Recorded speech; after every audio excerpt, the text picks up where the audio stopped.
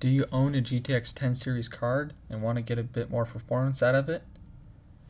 Well, now MSI has come out with an option for you. It's real simple, and it's literally just by clicking a couple buttons you can get a lot more performance out of your card. This works with all Pascal cards. Now it is in beta right now, so there might be some stability issues, but I haven't encountered any, and it seems to be pretty easy to use. Now, if you go to guru3d.com, it's the very bottom one right here, the 4.6.0 beta 10 build. That has this little button over here. It's this little OC, and this launches the MSI overclocking scanner. And this will run, and for me it ran for 25 to 30 minutes, and it basically tried around doing all the hard work of overclocking for you. Now personally, I really wouldn't use this. You can play around with the clocks yourself, but if you don't want to hurt your hardware, this is definitely a safe way to do it. Now here, I did not change the voltages. So I just installed this beta, click that, and told it to test. It ran through a test thing, and after it ran the test thing, I hit the scan, and it tries different voltage stuff. Now here, I just, with the stock, pretty much everything stock, I left it all stock. It changed everything here with their core voltage and made a curve for it for the best stability. And it got me an average overclock of 160 megahertz on the core. Now that ain't bad, considering I haven't changed any of the voltages. Now I'm going to show you how to do that, because otherwise you're not going to get too much of a performance boost. So basically you click the settings right here. See, we're under the general tab. We go click unlock voltage control and monitoring. Now I'm just going to put it to the reference design because this is a reference card. You could do MSI, it really doesn't matter too much. Hit apply. Now we are going to restart Afterburner.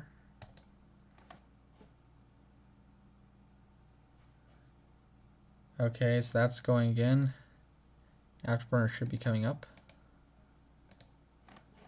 Okay.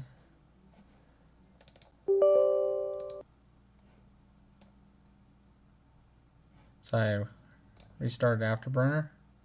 So now we see our core voltage and power limit and our temperature limit are all unlocked now.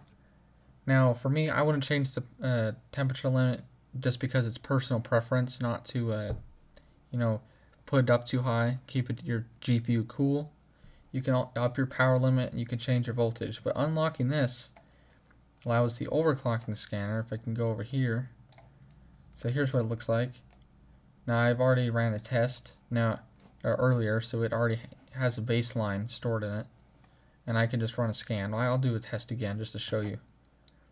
Now this will go along, and it's going to play around with the frequencies. As you can see, it's jumping around a bit, and this will go. I'll hear the card start to spin up. Now, so you can see it has the curve here. Now it's going to go adjust that with the overclocking scanner.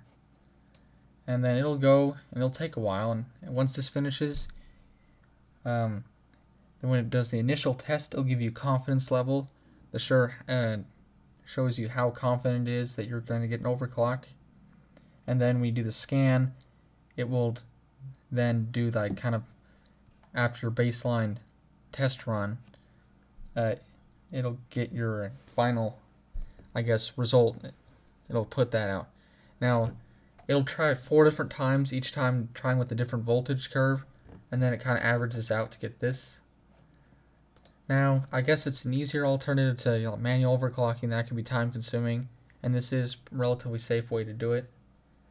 But I don't know, I thought it was kind of cool because I've never seen software that automatically does an overclock for you, because otherwise it might take hours.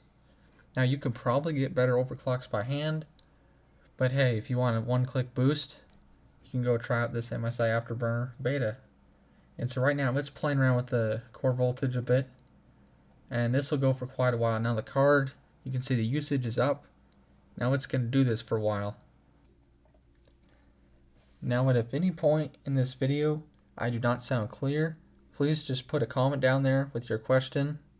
Any questions you have with overclocking this automatic way or manual overclock. Just put it in a comment and I'll do my best to try to respond, because sometimes I do not sound like I'm speaking clearly and people don't get me. Okay, so now it took about a good 10 minutes or so, and it did its initial test. Now you can go change, you can put your power limit up if you want, and then this will work within the confines over here. But for me, I'm just leaving it stock for demonstration purposes. You can play around with this a bit. And so just hit scan, and so now it's already got my baseline. So the fan speed's all on automatic, and everything's stock here. Now if I went up this, it would definitely probably get a little bit higher overclock, but I'm just leaving it just for demonstration purposes. Now it's gonna do its 4 different points, trying different voltage curves until it gets a nice averaged out one for a better overclock. Now this is gonna go for about like 30 minutes, and then it's just gonna keep doing that. So currently only the RTX cards have support for this, and then now this is in beta support for Pascal cards. So if you have an older card like a 750 Ti or a 9th generation card, you won't be able to use that. So just bear in mind that if you have a 10 series card, you can try out this beta. I cannot guarantee any stability, but it's worth trying, right? So if you have like a 1050, you want to get a little bit more performance in games before you stretch it out before an upgrade, just try this. It's really this tries to keep everything safe for you. Now this overclocking scanner does have stuff that'll keep your computer from crashing, so if the GPU gets unstable, it'll keep it from crashing your display driver. So it basically alleviates a lot of the drawbacks of overclocking. Now this could potentially decrease the lifespan of your card, but this is doing it very conservatively. It's doing all within manufacturer recommendations here. So just give it a try, and it'll just continue doing this for a good 25-30 minutes. So you just kind of leave it there to do its thing, and I'll get back to you when it's done. Okay, now it's it says 25 minutes later, so it's a decent wait. After it's gone through everything, I got average overclock of 162 megahertz. Now if you allow it to use more in the core voltage, just toggle this. Say if you wanted to do up to so much more, you can put all the way 100% more. You could do all that if you wanted, but through this overclocking scanner, it basically does what's stable. So you could peg these bars all the way up, and you would find something stable. It wouldn't crash your system. So if it can only get up to so many megahertz higher, say 300 megahertz, decent overclock. If it can get 300 megahertz faster, then it will go up to that because it goes up to what's stable. So it'll pick and choose.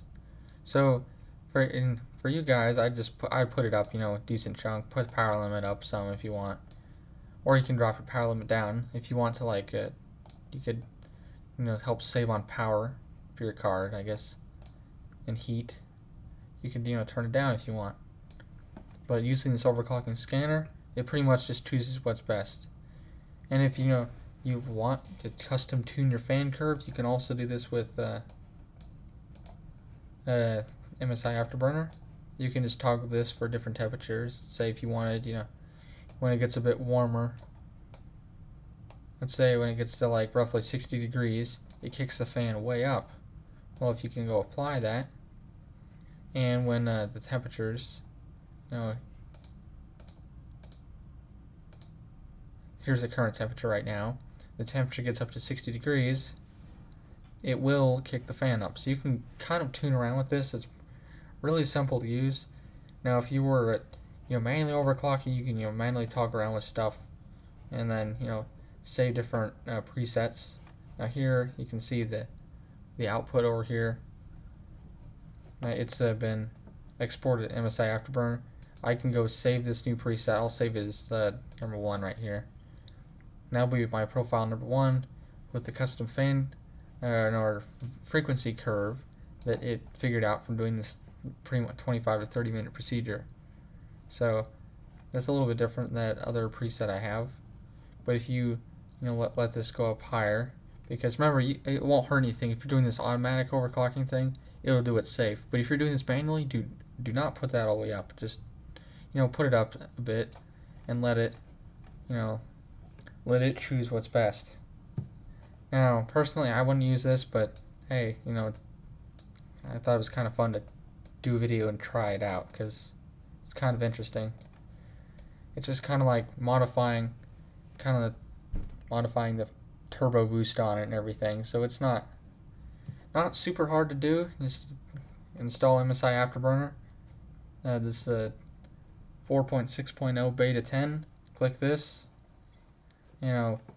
Unlock everything through the general, and then your voltage control monitoring, and then do your test and scan things. And so in 30 minutes you can get those extra few frames or crank up the settings a little bit more in games, and you should be able to see some noticeable performance increase.